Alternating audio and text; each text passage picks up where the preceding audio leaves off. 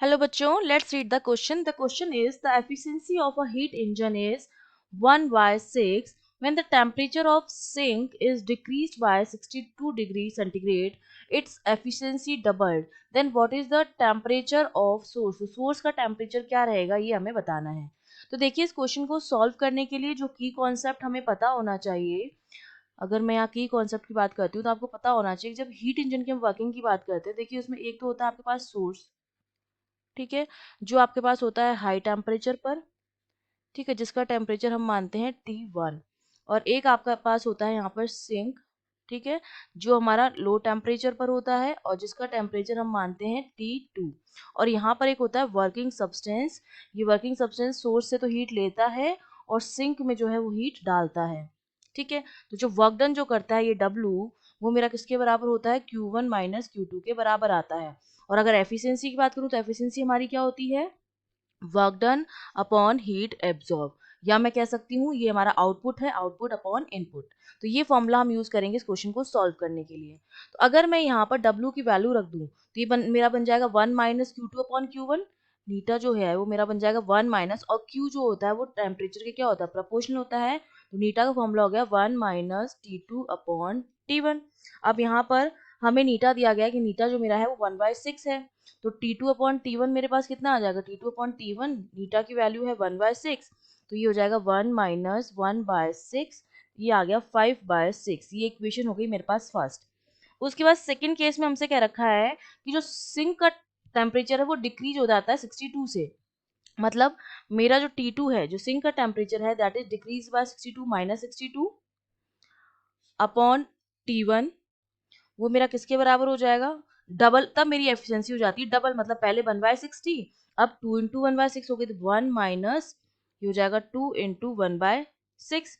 तो यहाँ से जो वैल्यू आएगी हमारे पास T2 अपॉन T1 की, इसको सॉल्व करने पर वो मेरे पास आती है 62 अपॉन T1 के बराबर, ठीक है। तो ये मेरे पास हो जाएगा 2/3 के बराबर, ठीक है। ये मेरे पास हो गया सेकेंड केस, ठीक है। यहाँ से T2 अपॉन T1 आया 2/3, ये मेरा फर्स्ट केस था, ये मेरा केस फर्स्ट था जिसमें एफिशिएंसी 1/6 थी।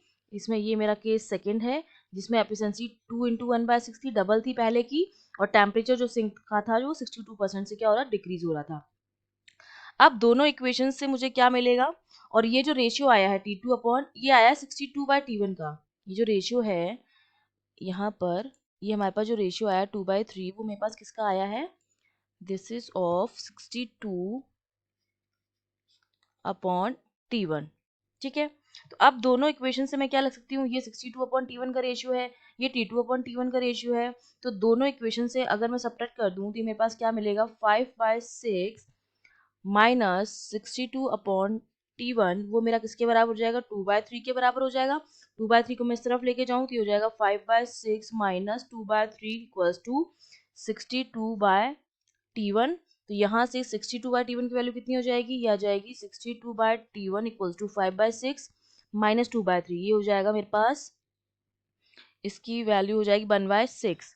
तो अब सिंपली क्रॉस मल्टीप्लिकेशन करना है तो मेरे को T1 मिल जाएगा, 62 इंटू 6 हमारा कितना होता है, 372 डिग्री सेंटीग्रेड। ये हमारे पास क्या आ गया है, टेम्परेचर आ गया है, ठीक है। लेकिन यहाँ पर जो टेम्परेचर आता है वो हमारा किस में आता है, केल्विन में आता है। अगर मुझे ये जो टेम्परेचर आएगा मेरा वो किस में आएगा, केल्विन में आएगा बेसिकली।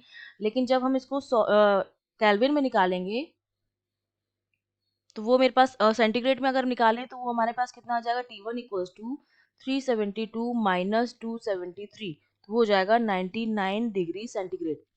तो सेंटीग्रेड में तो आएगा 99 डिग्री सेंटीग्रेड, क्योंकि टेम्परेचर जो सिंक और सोर्स का हम लेते हैं वो केल्विन में लेते हैं। तो T1 जो केल्विन में आएगा वो तो 372 आएगा और सेंटीग्रेड में 99 डिग्री सेंटीग्रेड आएगा। तो आपको जो ऑप्शंस दिए जा रहे हैं वो डिग्री सेंटीग्रेड, बेसिकली ये हमारा क्या है, 372 केल्विन है। तो हमारा जो बी ऑप्शन है वो आपका क्या हो जाएगा, करेक्ट हो जाएगा। I hope you understood well, all the best.